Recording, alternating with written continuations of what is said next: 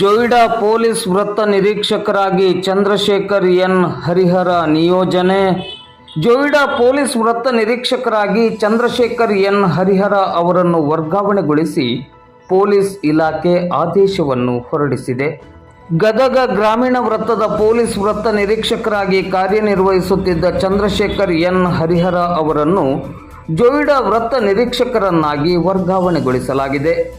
Chandrashekhar N Harihara ಅವರು ಈ ಹಿಂದೆ ದಾಂಡೇಲಿ, ಜೊಯಿಡಾ, ರಾಮನಗರ ಹಾಗೂ ವಿವಿಧೆಡೆಗಳಲ್ಲಿ PSI ಆಗಿ ಅನುಪಮ ಸೇವೆಯನ್ನು ಸಲ್ಲಿಸಿ ಪೊಲೀಸ್ ವೃತ್ತ ನಿರೀಕ್ಷಕರಾಗಿ ಪದೋನ್ನತಿಗೊಂಡು ಗದಗ ಗ್ರಾಮೀಣ ವೃತ್ತದಲ್ಲಿ ಸೇವೆಯನ್ನು ಸಲ್ಲಿಸುತ್ತಿದ್ದರು. ಇದೀಗ ಜೊಯಿಡಾ ಪೊಲೀಸ್ ವೃತ್ತ ನಿರೀಕ್ಷಕರಾಗಿ ಚಂದ್ರಶೇಖರ್ ಎನ್ ಹರಿಹರ ಅವರು ಕರ್ತವ್ಯಕ್ಕೆ ಹಾಜರಾಗಲಿದ್ದಾರೆ.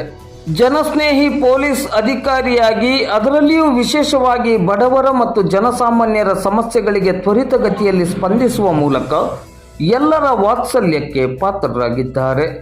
ಹಲವಾರು ಮಹತ್ವದ ಪ್ರಕರಣಗಳನ್ನು ಭೇದಿಸುವಲ್ಲಿ ಯಶಸ್ವಿಯಾಗಿರುವ ಹೆಗ್ಗಳಿಕೆ ಚಂದ್ರಶೇಖರ್ ಎನ್ ಹರಿಹರ ಅವರಿಗಿದೆ.